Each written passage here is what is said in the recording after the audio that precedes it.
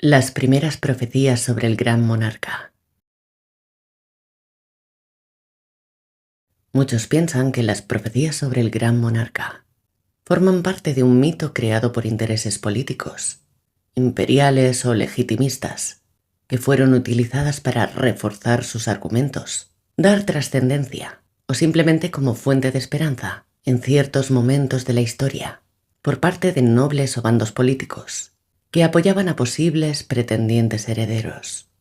Es cierto, estas profecías fueron utilizadas por el Imperio bizantino o para fortalecer la esperanza de los carlistas en España, también para tratar de restaurar la monarquía en Francia, y se seguirán utilizando con motivos espurios, como se manipula el Antiguo Testamento, como justificación de intervenciones militares en el Oriente Medio.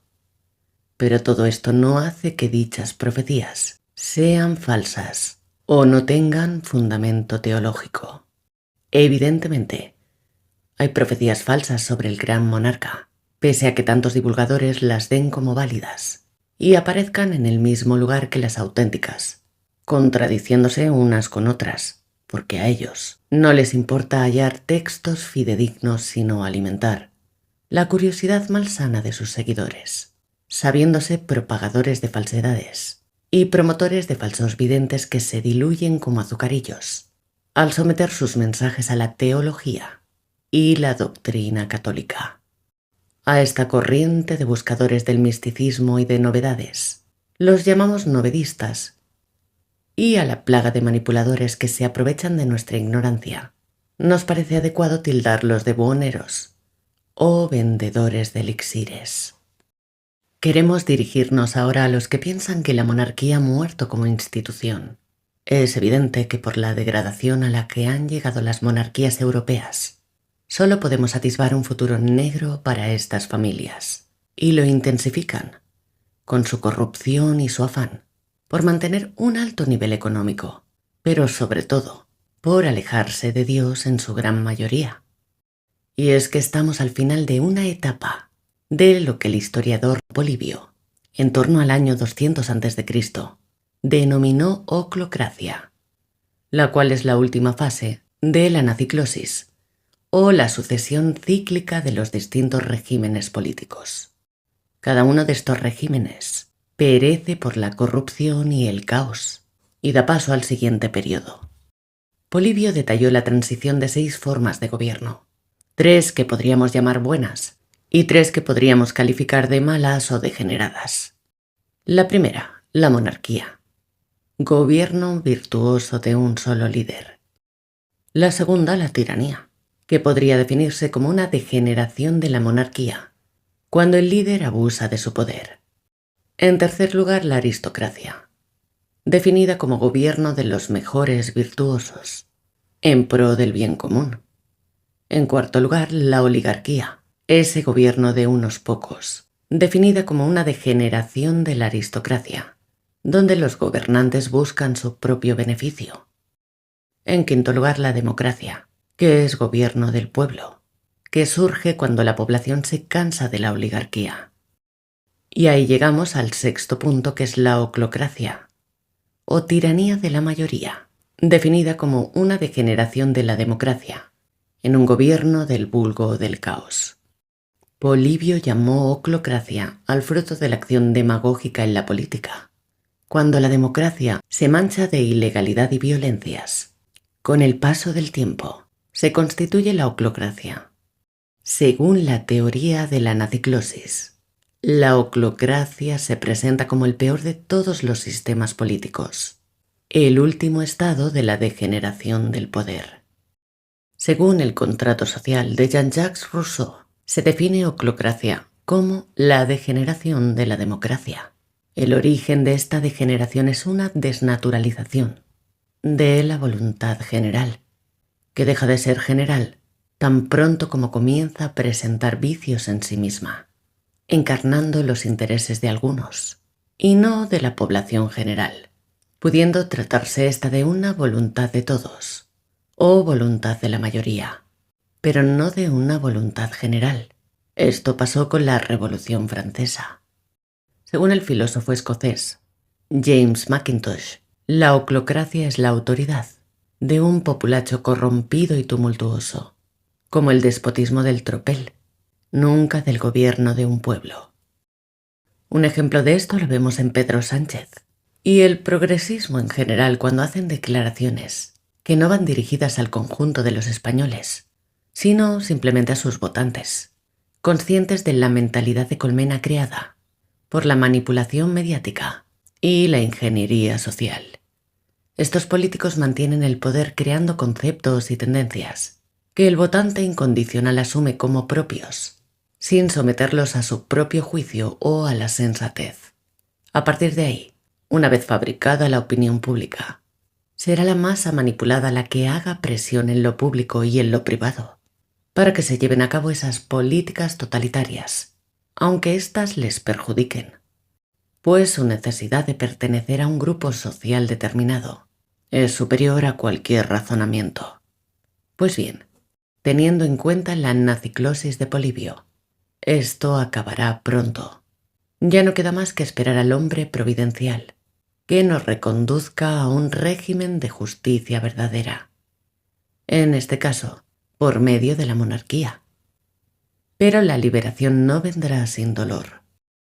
Según las profecías creíbles y no condenadas, procedentes de fuentes confiables que se pueden comprobar en documentos antiguos, datados y archivados en abadías, bibliotecas y fundaciones, o que estén aprobados por la Iglesia, podemos recopilar una cantidad considerable de profecías que avalan la creencia de la venida del gran monarca, que coincidirá con un pontífice angélico, restaurador del catolicismo, como Papa Santo y fiel. Expondremos a continuación las que se conservan desde el siglo II hasta el siglo IV. Orígenes de Alejandría, que vivió entre el año 184 hasta el 245 después de Cristo. Fue un escritor prolífico que escribió aproximadamente 2000 tratados en diversas ramas de la teología, incluyendo la crítica textual, la exégesis bíblica, la hermenéutica bíblica, la homilética y la espiritualidad. Fue una de las figuras más influyentes de la teología, la apologética y el ascetismo cristianos primitivos. Se le ha descrito como el mayor genio que la Iglesia primitiva haya producido jamás. Esta es su profecía para los últimos tiempos y el gran rey que vendrá. Ese será el tiempo en que la justicia será expulsada y la inocencia será odiada, en que los malvados se aprovecharán de los buenos como enemigos. Ni la ley, ni el orden, ni la disciplina militar se preservarán. Nadie reverenciará las canas, ni reconocerá el deber de la piedad, ni compadecerá el sexo ni la infancia. Todo se confundirá y se mezclará contra el bien y contra las leyes de la naturaleza. Así la tierra será devastada, como por un robo común. Cuando estas cosas sucedan, los justos y los seguidores de la verdad se separarán de los malvados y huirán a la soledad. Y al enterarse de esto, el rey impío enfurecido vendrá con un gran ejército y reuniendo todas sus fuerzas, rodeará la montaña donde se encuentren los justos para apoderarse de ellos. Pero ellos, cuando se vean acorralados y sitiados, invocarán a Dios en gran voz e implorarán la ayuda del cielo, y Dios los oirá y enviará del cielo un gran rey para rescatarlos y liberarlos, y destruirá a todos los impíos a fuego y espada. San Metodio del Olimpo, que vivió entre el año 250 y 311 después de Cristo, expresó opiniones contrarias a los escritos de Orígenes en cuanto a errores teológicos. Sin embargo, parece que coincidía con él en que un gran rey sería enviado por Dios cerca del fin de los tiempos, justo antes del Anticristo. Las siguientes son profecías atribuidas a San Metodio sobre el gran monarca venidero. Varios relatos afirman que no son suyas, sino del llamado Apocalipsis del pseudo-Metodio, escrito en el siglo VIII. Sin embargo, si estas profecías son falsas, ¿Por qué las profecías futuras de místicos y santos, reconocidos sobre el gran monarca, son similares a este relato? Es posible que, de hecho, sean una compilación de las profecías auténticas, escritas por San Metodio. Llegará el día en que los enemigos de Cristo se jactarán de haber conquistado el mundo entero. Dirán: los cristianos ya no pueden escapar, pero un gran rey se levantará para combatir a los enemigos de Dios. Él los derrotará, y la paz será dada al mundo, y la Iglesia liberada de sus angustias. San Metodio llama al gran monarca el rey romano. Sin duda, esto se refiere a su misión de defender la fe católica y restablecer un imperio romano cristiano.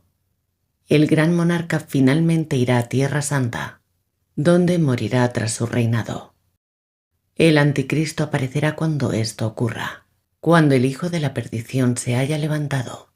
El anticristo, el rey de los romanos, ascenderá al Gólgota, donde está fijado el madero de la Santa Cruz, en el lugar donde el Señor sufrió la muerte por nosotros.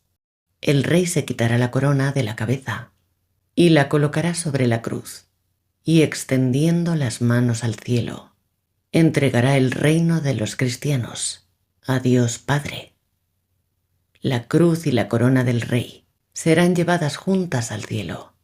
Esto se debe a que la cruz en la que nuestro Señor Jesucristo fue colgado para la salvación común de todos comenzará a aparecer ante él, a su venida, para convencer de la falta de fe de los incrédulos.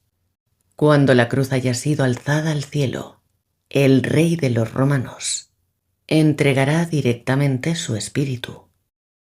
Entonces todo principado y potestad serán destruidos para que el hijo de la perdición, el anticristo, pueda manifestarse. El hijo de la perdición llega porque los cristianos se volverán complacientes durante la gran paz gobernada por el gran monarca y el pontífice angélico. El mal crecerá nuevamente. Es tiempo de que venga el anticristo. En el último periodo, los cristianos no apreciarán la gran gracia de Dios que les proporcionó un monarca, una larga duración de paz y una espléndida fertilidad de la tierra. Serán muy ingratos, llevarán una vida pecaminosa, en el orgullo, la vanidad, la impureza, la frivolidad, el odio, la avaricia, la glotonería y muchos otros vicios, de modo que los pecados de los hombres apestarán más que una peste ante Dios. Muchos dudarán de si la fe católica es la verdadera y la única salvadora, y de si los judíos tienen razón cuando aún esperan al Mesías. Muchas serán las falsas enseñanzas y el consiguiente desconcierto. En consecuencia, el Dios justo dará a Lucifer y a todos sus demonios el poder de venir a la tierra y tentar a sus criaturas impías. San Efraín el Sirio, doctor de la Iglesia, que vivió entre el año 306 y el 373 después de Cristo, escribió un sermón sobre los acontecimientos de los últimos días que precedieron al anticristo y predijo que invasores de Oriente Medio tomarían Jerusalén, lo que sugiere invasores musulmanes. Sin embargo, serán destruidos por San Miguel y sus ejércitos, y también por milagros divinos, en particular, por truenos y fuego que caerán del cielo y que alcanzarán hasta el mar y las islas, lo que sugiere los castigos y los 3 días de oscuridad. Después de eso, Dios establecerá un largo periodo de paz, durante el cual un reino romano extenderá sus fronteras hasta los confines de la tierra, es decir, un imperio que no será conquistado. Un reino sugiere que Dios levantará un buen rey para mantener esta paz. Después de eso, el mundo volverá a la laxitud y al mal, y entonces aparecerá el anticristo. Esto está de acuerdo con los acontecimientos predichos por otros místicos respecto a la llegada del gran monarca católico, destinado a restaurar el Sacro Imperio Romano Germánico. Relatamos a continuación un fragmento extraído del libro de los sermones dominicales de los grandes padres, el volumen 4, de Henry Tull. En los últimos días, Agog y Magog, las antiguas tierras del Oriente Medio, ahora Irán e Irak, los montes del Cáucaso, surgirán de la tierra y ascenderán al monte de Jerusalén para acampar allí. Sus jinetes alados descenderán a Egipto y contra los indios se apoderarán de una cantidad infinita de hombres, riquezas, ganado y ovejas, para alimentarse. Entonces la justicia divina invocará a Miguel, el líder de las huestes, y lo enviará a destruir sus campamentos, como los campamentos de Sennacherib. A la orden, y con su poderosa y terrible espada, el ángel saldrá y destruirá sus ejércitos, en un abrir y cerrar de ojos, y en ese instante la justicia divina, tronando desde lo alto, destruirá sus campamentos con rocas de fuego. Sus muertos yacerán en el suelo, innumerables como la arena. Bestias y hombres morirán, y todo el campamento perecerá, y las llamas se desatarán contra el mar y contra las islas. El arco de Agog, el rey malvado, caerá de su mano izquierda y las flechas de su derecha, y su campamento será completamente destruido. Entonces el Señor, desde su glorioso cielo, establecerá su paz, y el reino de los romanos se levantará en lugar de este último pueblo, y establecerá su dominio sobre la tierra, hasta sus confines, y no habrá nadie que se le resista. Después de que la iniquidad se haya multiplicado y todas las criaturas se hayan contaminado, es decir, se volverán complacientes durante el gran tiempo de paz, entonces la justicia divina aparecerá y destruirá por completo al pueblo, y surgiendo de la perdición, el hombre de iniquidad se rebelará sobre la tierra, el seductor de los hombres y perturbador de toda la tierra, es decir, el anticristo. San Cirilo de Jerusalén, que vivió entre el 315 y el 386 después de Cristo. San Cirilo dejó importantes escritos que documentan la instrucción de los catecúmenos y el orden de la liturgia en su época. En 1883, San Cirilo fue declarado doctor de la Iglesia por el Papa León XIII. La lección catequética número 15 de San Cirilo confirma la enseñanza de la Iglesia de que el anticristo vendrá al final de los tiempos y será derrotado por Cristo en su segunda venida. Y anuncia que el anticristo vendrá cuando el Imperio Romano, también conocido como el Sacro Imperio Romano Germánico, se haya extendido por todo el mundo. Entonces, el anticristo intentará tomarlo, humillando a 3 reinos y sometiendo a los 7 restantes, de un total de 10. Dado que las otras profecías del gran monarca muestran que el rey restaurará el Sacro Imperio Romano durante la era de paz, el Catecismo de San Cirilo muestra que el anticristo viene después de esto y es derrotado por Cristo en la segunda venida. Os leo la lección catequética número 15, párrafos 12 y 13. Pero este mencionado anticristo vendrá cuando se cumplan los tiempos del Imperio Romano y el fin del mundo se acerque. Se levantarán 10 reyes romanos que reinarán quizás en diferentes partes, pero todos casi al mismo tiempo. Y después de estos, un 11º, el anticristo, quien mediante su magia se apoderará del poder romano y de los reyes que reinaron antes de él. Humillará a 3 y a los 7 restantes los someterá. Al principio, sin duda, se mostrará manso, como si fuera una persona erudita y discreta, sobrio y benevolente, y por las señales y prodigios mentirosos de su engaño mágico, tras haber engañado a los judíos, como si fuera el Cristo esperado.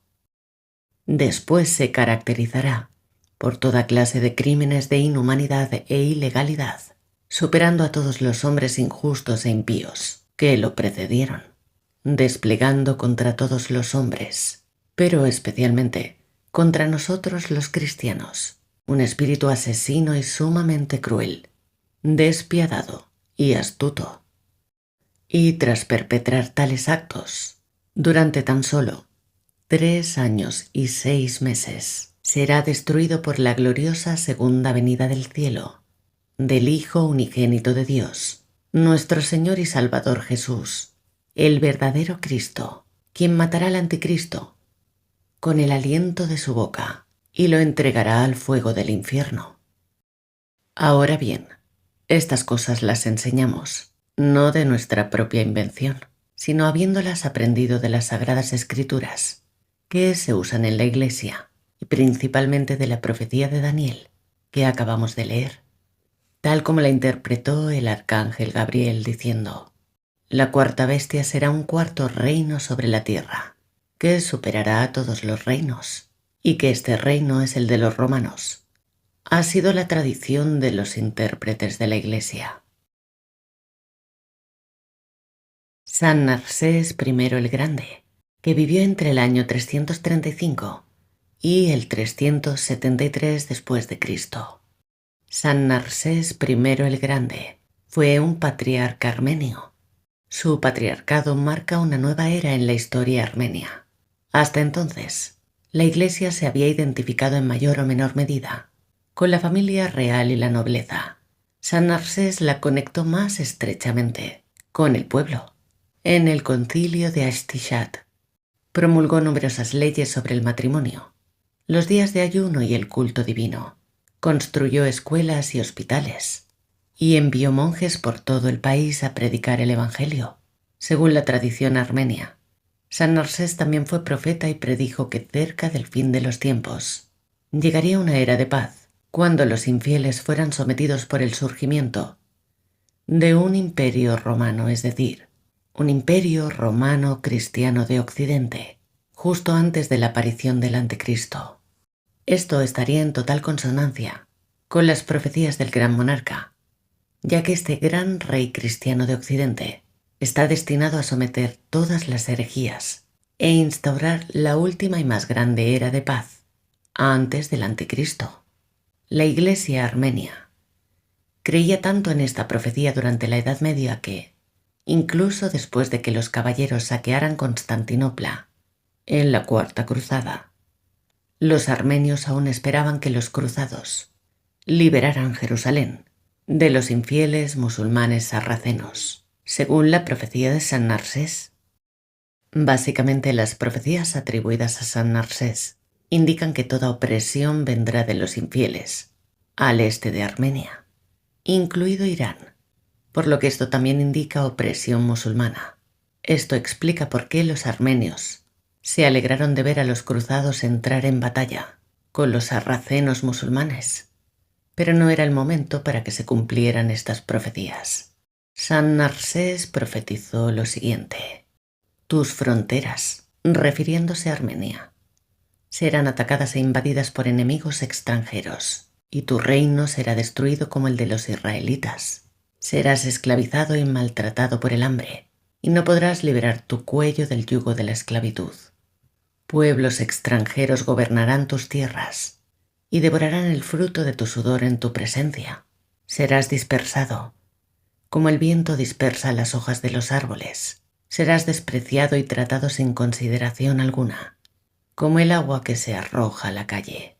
Tu reino y tu sacerdocio serán abolidos y destruidos, y andarás errante y perdido en tu mundo, sin tu Dios, que ya no conocerás, como el rebaño privado, es decir, oculto, de un pastor. Los muros inexpugnables de tus ciudades y las rocas fuertes serán destruidos por los tártaros, y serán poco menos que devorados vivos por ellos. Las casas episcopales, los seminarios y los lugares sagrados serán destruidos o convertidos en habitaciones de esos innumerables infieles. Poco después de esto llegará el día en que las regiones sujetas a tan bárbaro dominio, liberadas de su yugo por la poderosa nación romana, llamada francos, y desde entonces los pueblos de la tierra, gozarán de una larga y profunda paz, siguiendo los caminos de la virtud, amándose unos a otros con verdad, ayudando generosamente a los hermanos pobres conservando y prodigando la más viva solicitud a los enfermos, tanto en los hospitales que entonces se erigirán como en casa, y construyendo y restaurando los templos del Señor. Los infieles serán conducidos a regiones lejanas y a su vez puestos bajo el poderoso dominio de los cristianos romanos, de tal manera que todos exclamarán entonces, llenos de admiración y alegría: miserables los muertos que no vieron estos tiempos, tan felices y alegres, en una paz tan bella y universal.